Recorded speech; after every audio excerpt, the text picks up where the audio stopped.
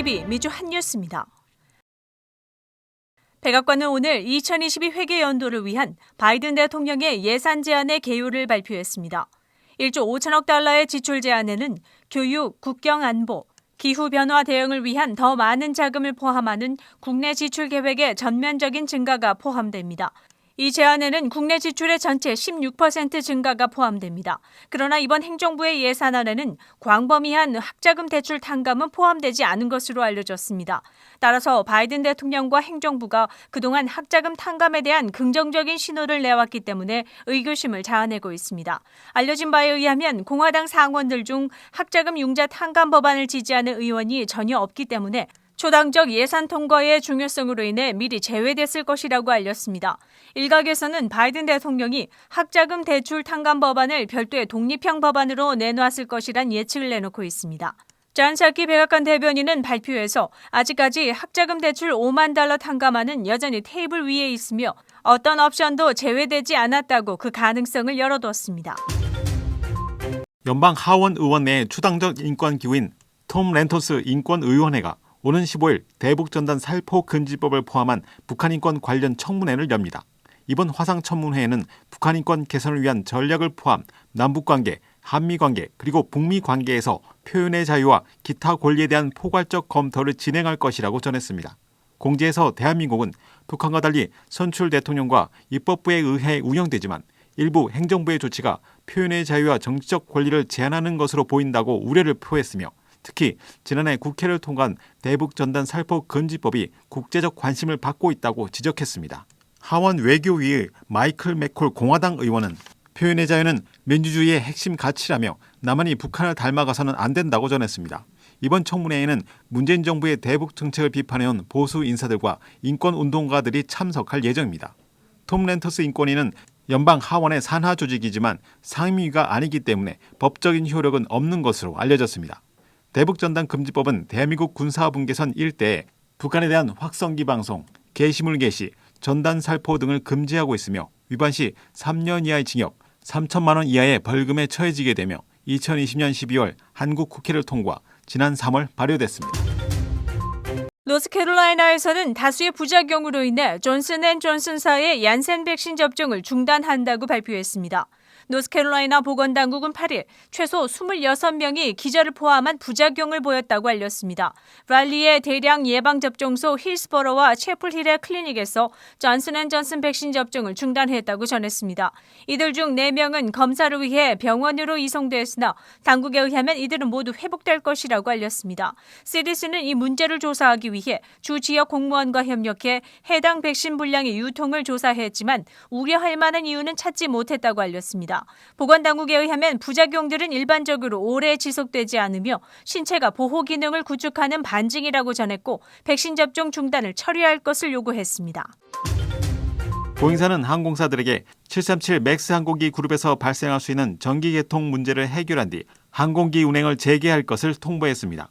737 맥스 항공기는 2019년 3월 2건의 추락사고로 346명이 사망한 후 전 세계적으로 운행이 중지되었고 추락사고의 원인으로 알려진 자동 비행 제어 시스템을 교체한 후 비행 재개가 허가되었습니다.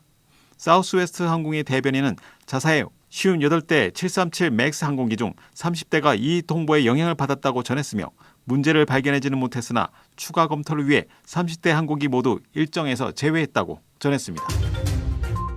시카고는 지난 6일 발표에서 긴급 여행 명령으로 여행자가 도시에 도착하기 전에 코로나 검사와 자가 격리에 대한 지침을 업데이트했습니다. 시카고에 도착하기 전에 코로나 음성 테스트 결과를 요구하는 오렌지색 지역에 26개 주를 포함시켰습니다. 7일 신규 확진자 평균이 10만 명당 15건 미만인 주들로부터 도착하는 사람들은 코로나 테스트가 필요하지 않습니다. 현재 미시간주와 아이오와주를 제외한 일리노이를 둘러싼 주들은 노란색으로 분류돼 격리나 테스트를 필요하지 않습니다. 시카고의 최신 코로나 바이러스 데이터에 따르면 시카고는 주민 10만 명당 평균 22건의 신규 확진 사례를 보고했으며 일리노이주는 평균 10만 명당 16건을 나타냈습니다. 지난달 만트 프로스펙트의 교차로에서 사고를 내 3명의 사망자를 낸 운전자는 시내 교차로를 108마일로 주행하고 있었던 것으로 알려져 충격을 주고 있습니다. 데스플레인에 거주하는 가렉 코왈스키는 랜드와 마운트 프로스펙트의 교차로에서 시속 108마일로 적색 신호가 켜진 교차로를 지나친 다음 피해자들의 차량에 충돌한 것으로 알려졌습니다.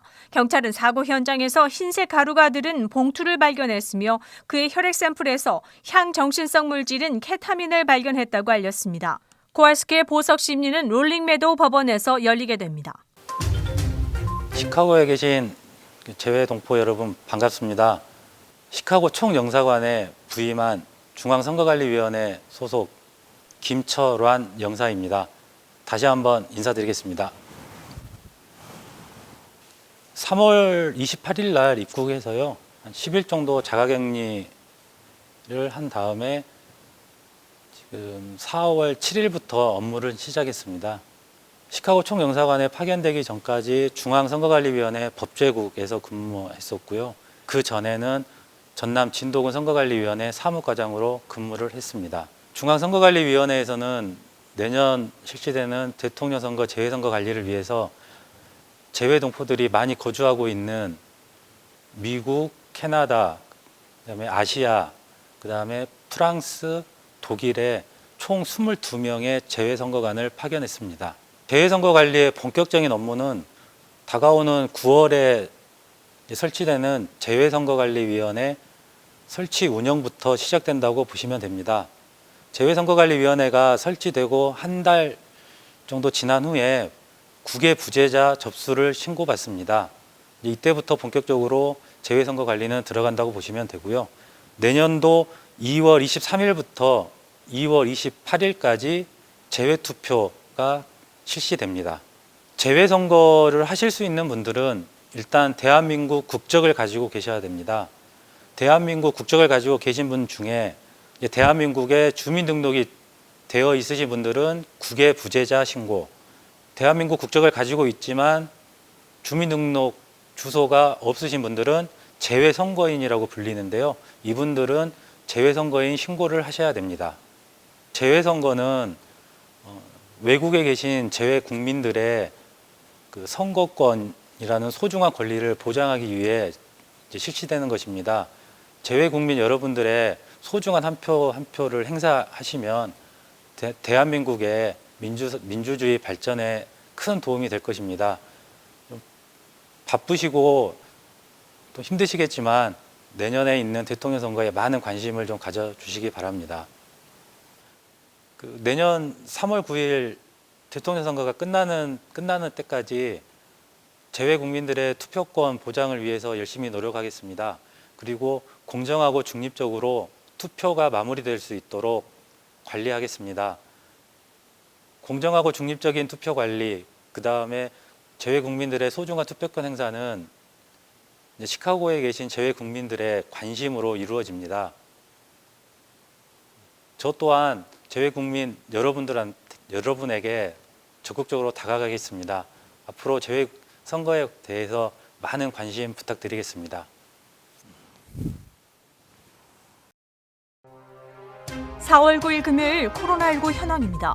미 전 지역 누적 확진 3,175만 7,005명, 신규 확진 4만 7,441명, 누적 사망 57만 4,247명, 신규 사망자 수는 463명이며 지금까지 완치된 사람은 2,429만 6,726명입니다. 미국에서는 어제 하루 8만여 명 이상의 신규 확진자가 발생했습니다. 하루 사망자는 1,009명을 가리켰습니다. 일리노이주 누적 확진 127만 3,200명, 신규 확진 4,004명, 누적 사망 2만 1,476명이며 하루 신규 사망자 수는 21명을 가리켰습니다. 다음은 어제 기준 각 주의 신규 확진자와 신규 사망자 수입니다.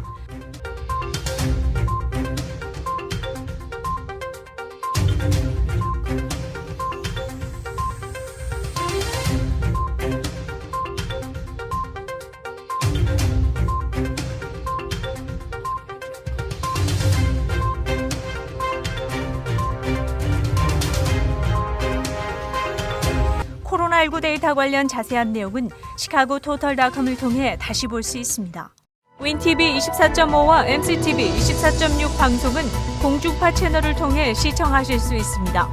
코로나19 비상시국 뉴스24에서는 여러분의 제보를 기다립니다. 제보 전화는 224-283-8200번입니다.